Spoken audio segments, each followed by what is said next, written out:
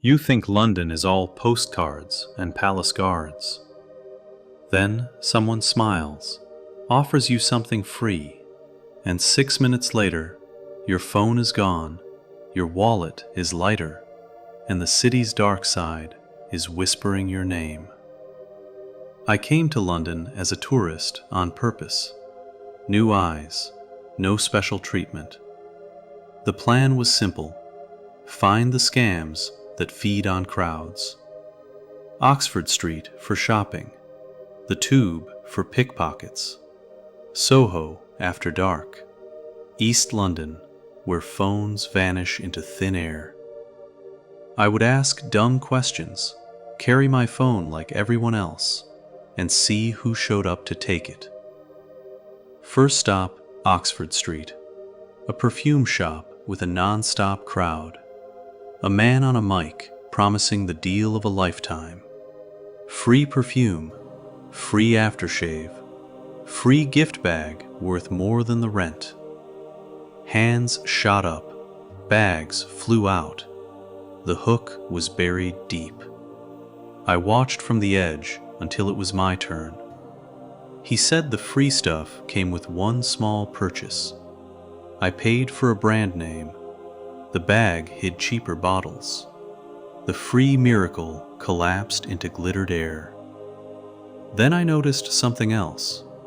Familiar faces in the queue buying again and again. They were not customers. They were shills, crowd encouragers. Their job was to clap first so the rest of us followed. I left with a sack of regret and went hunting for pickpockets on the underground. Hours of platform hopping. Nothing. No bump, no brush. Just the hum of trains and stale heat. I gave up and set a phone on a cafe table in Hoxton. A man chatted me up about a club. His friend slid in like smoke. A hand, a smile, a blink. My phone was gone. I chased the talker. He swore he did not know the thief. He knew the thief. I called my number and got a deadline and a grin. He walked. I stood there with an empty table and a full dose of reality. I needed help. Trafalgar Square was loud with statues and street shows. I found a performer who knew the ground better than any guidebook. He did not want to talk in the open. He led me to a quieter corner and spilled what he could. Some live statues were fronts. The show drew the crowd drew the thieves. He had been threatened, punched, spat on. He said vans dropped men off in bulk, then melted away with pockets full by night. I tracked my phone with an app. The dot crawled east, paused near Hoxton, then stopped cold in Dalston. After that, the trail died. I went door to door in phone shops. Everyone was polite. Everyone swore they bought only with ID. No one had seen my device. The dot stayed dead. Soho after dark was a different game. Door staff like walls. Bars with a buzz that felt expensive. A dancer spotted my hidden camera and the room cooled fast. Fingers on my arm, a warning at my ear.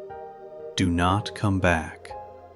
We left before the bouncers made the lesson permanent. Chinatown's herbal shops glowed warm and welcoming. I walked in complaining about a bad shoulder. 2 therapists began a massage that eased into a sales pitch I did not want.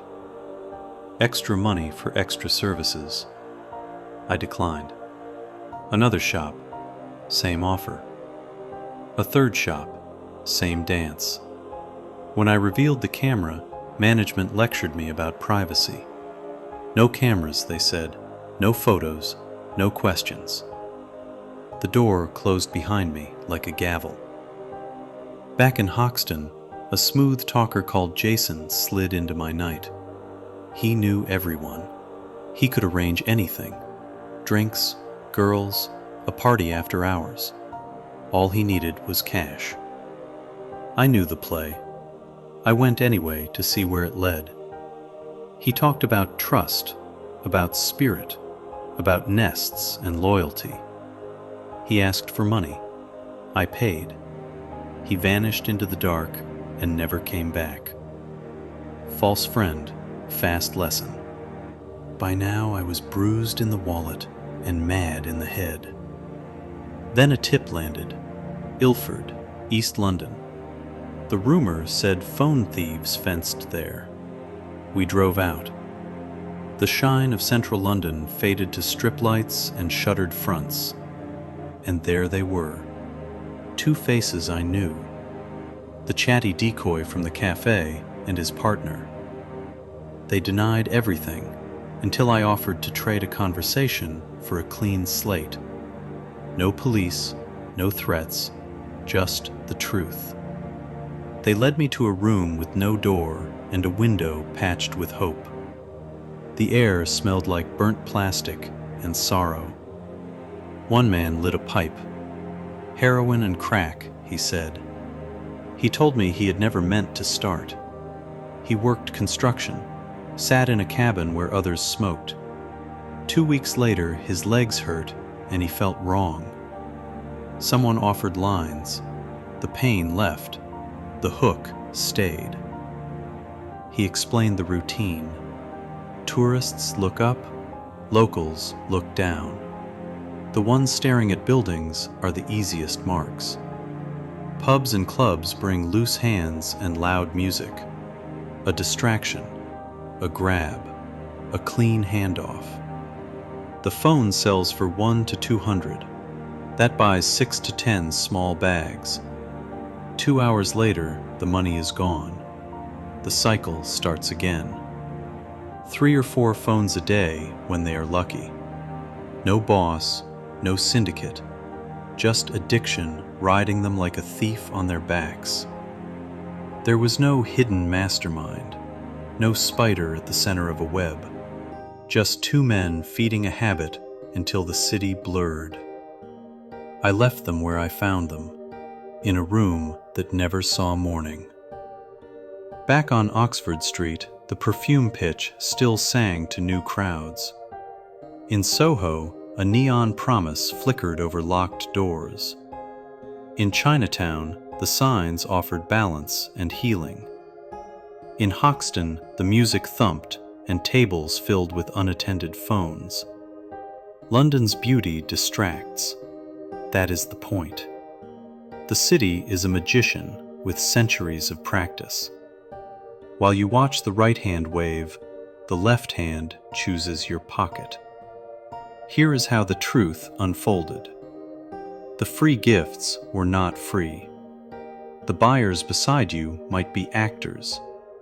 The friendly chat can be a setup. The big gangs exist, but sometimes the thief is only a man with a broken body and an empty pipe. The red herrings are everywhere. A closing down sale that never closes. A smile that hides a partner. A show that hides a hand. My tracker map pointed me to neighborhoods, not names. My search for a ring found a pair of addicts who sold fast and smoked faster. The outcome is simple. I never got the phone back. I paid for lessons instead. I learned how greed fogs good sense, how loneliness craves company and signs its own receipt, how a glittering shopfront can be a stage, how a dark room can be a trap. I learned that a city does not scam you, people do. Some for profit, some for powder. All of them skilled at reading the moment you stop paying attention. If you visit London, enjoy it. Take the photo, eat the pastry, watch the buskers. But keep your phone in your pocket and your card in your front.